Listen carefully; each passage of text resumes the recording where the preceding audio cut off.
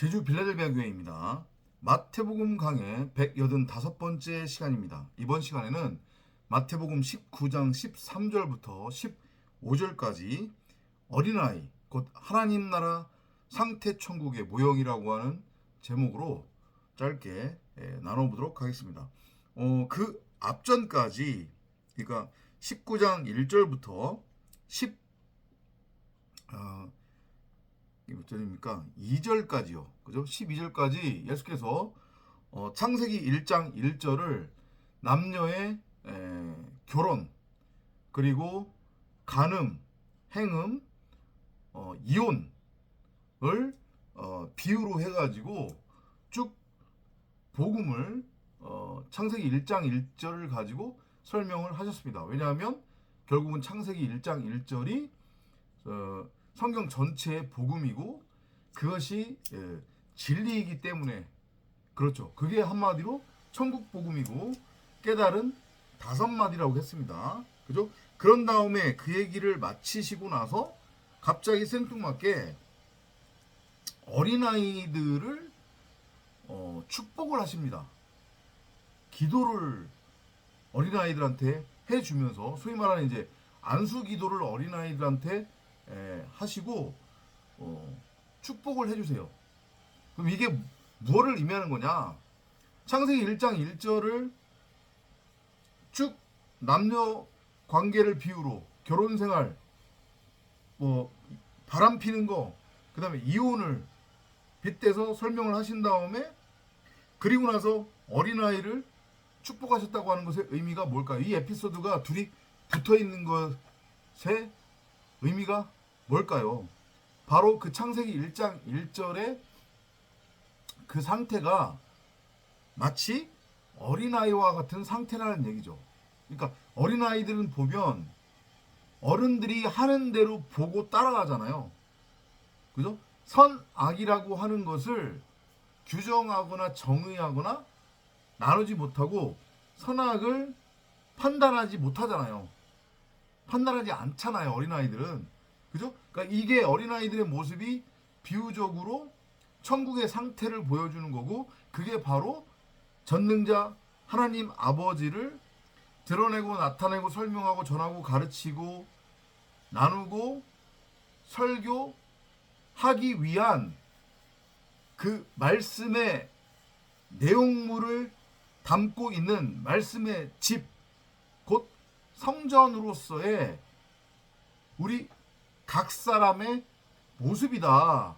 너희들의 모습이 바로 이런 모습이야. 너희들의 모습이 바로 이런 모습이야 되는 거야.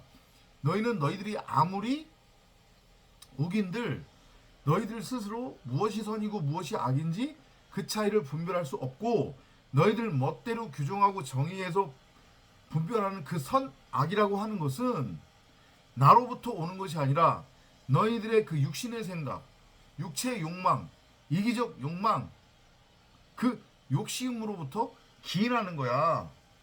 그걸 죄라고 하는 거야. 근데 너희들은 그렇게 선악을 분별할 줄 안다고 여기며, 그 선악을 분별하는 능력을 내가 줬다고 우기면서 그 선악을 열심히 행함으로 땅의 가치, 땅의 양식, 곧 흙을 너희들의 양식 삼아서 그 율법이라고 하는 흙을 너희들의 아비 삼아서 그렇게 종노릇하며 살아가고 있잖니. 그게 바로 죄야. 이 메시지를 지금 전하고 계시는 거예요. 그러니까 빨리 어린아이의 상태로 되돌아와. 그게 바로 회개고, 그게 바로 천국으로의 세워진 회복이라는 거죠. 그렇게 여러분들이 19장 13절부터 15절의 내용을 이해를 하시면 돼요. 자, CEV 버전으로 한번 살펴볼게요. Some people brought their children to Jesus. 어떤 사람들이 그들의 자녀들을 예수께 데리고 왔대요. So that he could place his hands on them and pray for them.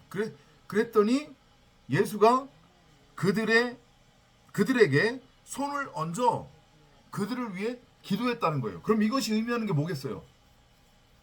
이걸 액면 그대로 받아들이면 안 된다니까요.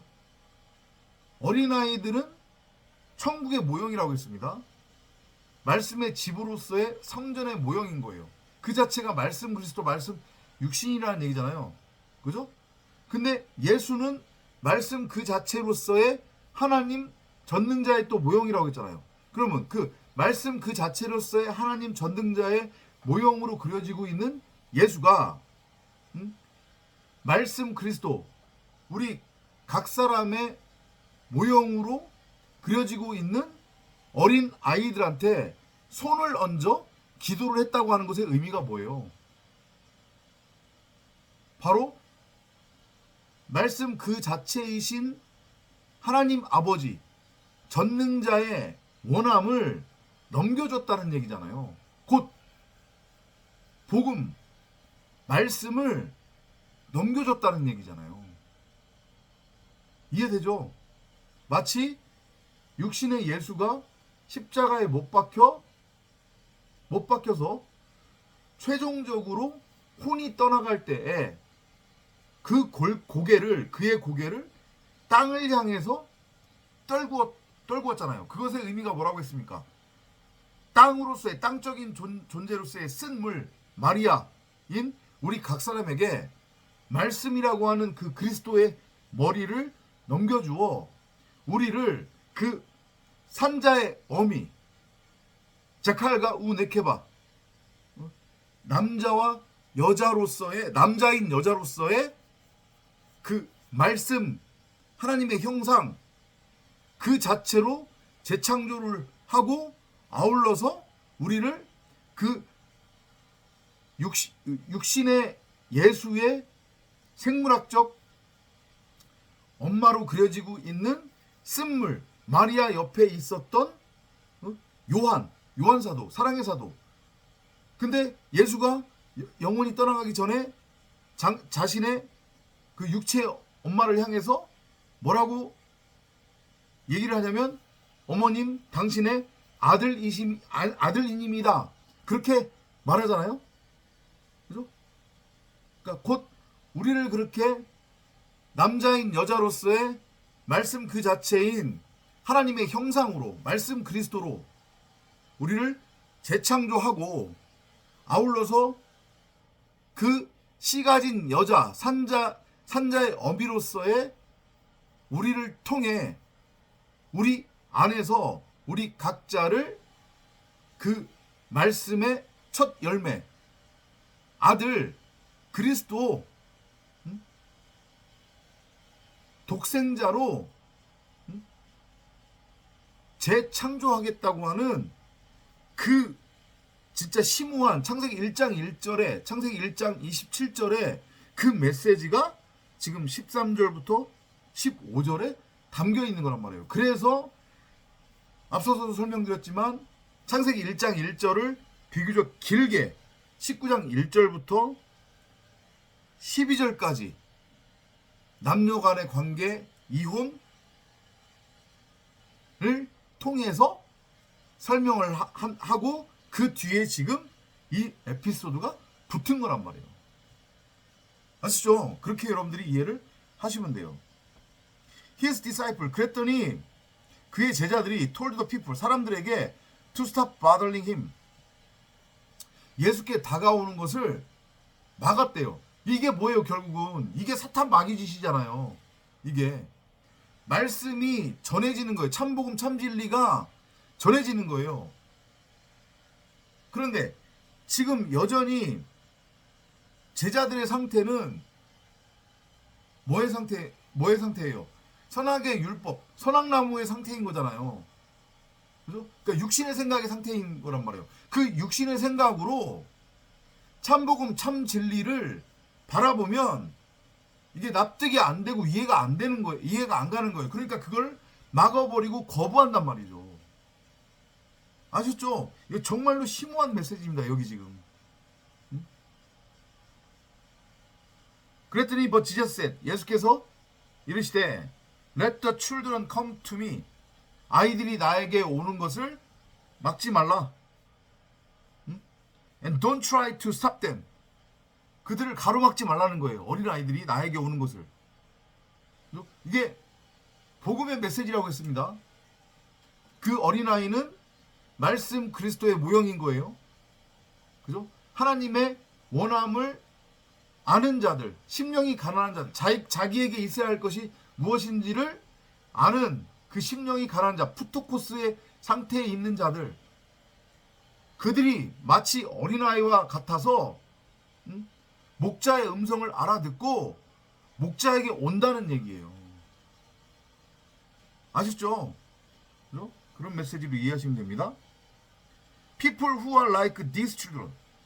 이 어린아이들 같은 자들이야 말로 belong to God's kingdom.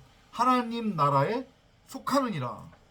그렇죠. 그러니까 또 말씀드리지만 지금 예수께 다가오고 있는 어린아이들은 바로 천국의 모형이고 창세기 1장 1절에서 전능자가 창조한 말씀의 집 성전으로서의 바로 성도 에클레시아의 모형이란 말이죠. 그들이 바로 천국이래요. 그들이. 그러니까 다시 한번 말씀드리지만 천국은 어디 저기 우주 먼 곳에 있는 장소적 개념이 아니라는 거.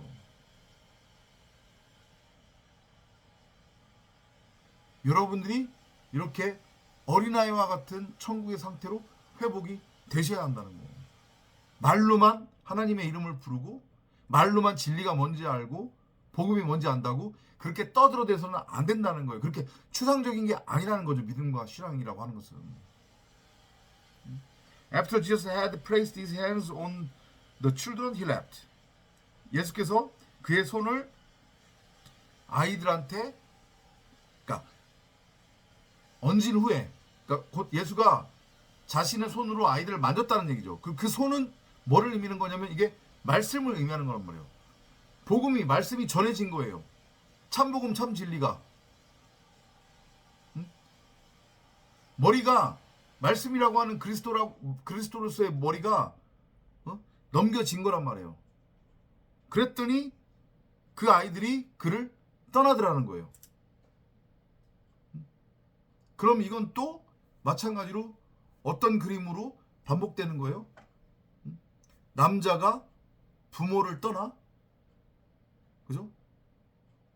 여자에게로 가, 여자와 하나가 되는 또 마찬가지로 창세기 1장 1절의 그 복음이 다시 반복되어져서 설명되어지는 그 그림인 거잖아요. 샬라흐, 보내심을 잊고 그렇게 우리가 복음 진리를 깨달으면 보내지는 거예요. 세상 속으로. 그리고 그 전능자를 드러내고 나타내고 설명하고 가르치고 전하고 나누고 설교